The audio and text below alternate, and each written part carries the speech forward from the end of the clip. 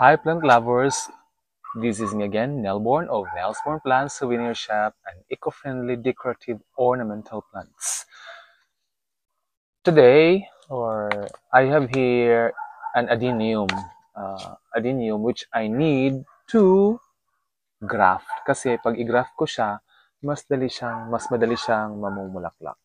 Okay, I have here the two ungrafted Uh, itong adenium na to or Bangkok na kalachochi ay namumulaklak na for 2 times. Once namumulaklak na siya for 2 times or nag-bear na siya ng flowers for 2 times, ay pwede na siyang i-graft.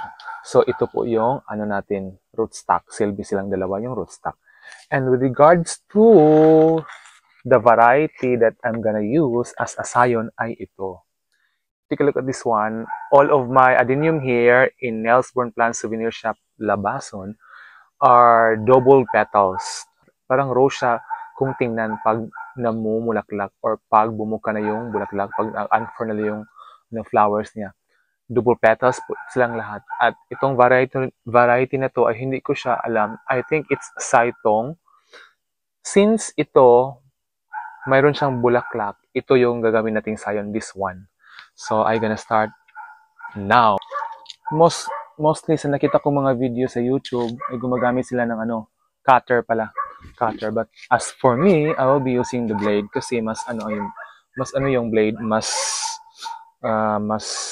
manipis. So, hindi mabugbog sarado ang mga tanim ko. So, I'll be cutting this one here.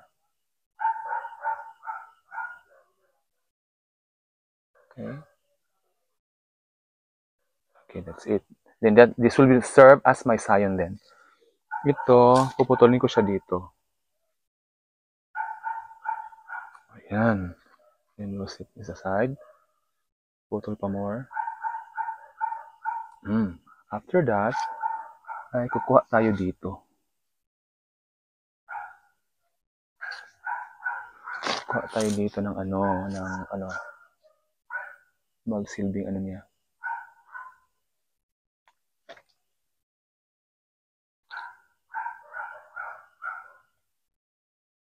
Ayan. Tapos na.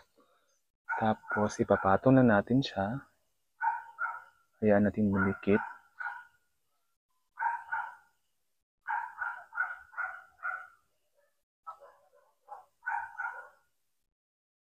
Ayan. Na siya. Tapos, lagyan natin ng scotch tape. Scotch tape. Kasi wala po akong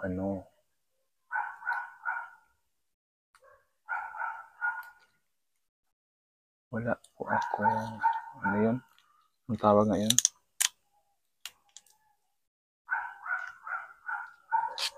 One more scotch tape. This is my first time na I'm using a scotch tape.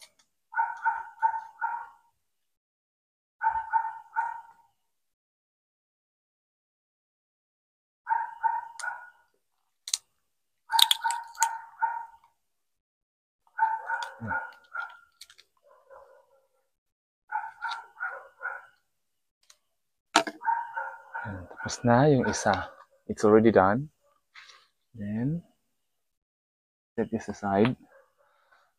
Ito naman, meron siya dito. Ito, I think, dito ko siya kukunin. Ito, this one.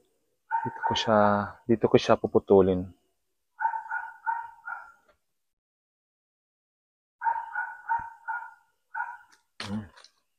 Yan. Gawa tayo dito.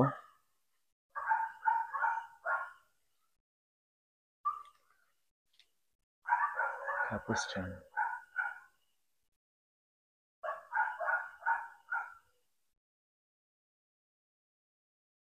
Yan. Hayaan mo na siya mag-stick dyan. Excuse me. Okay. That's it.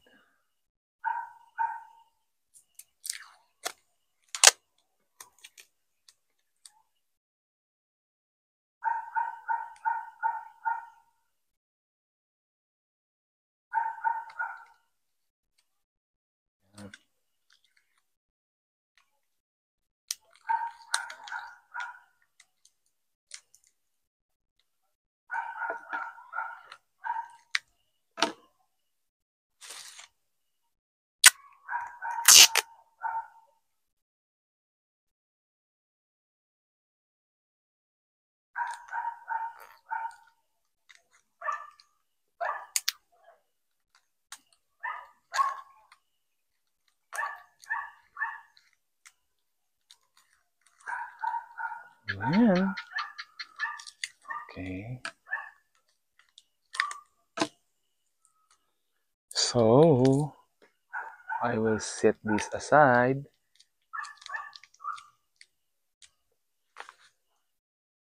So, I'm done.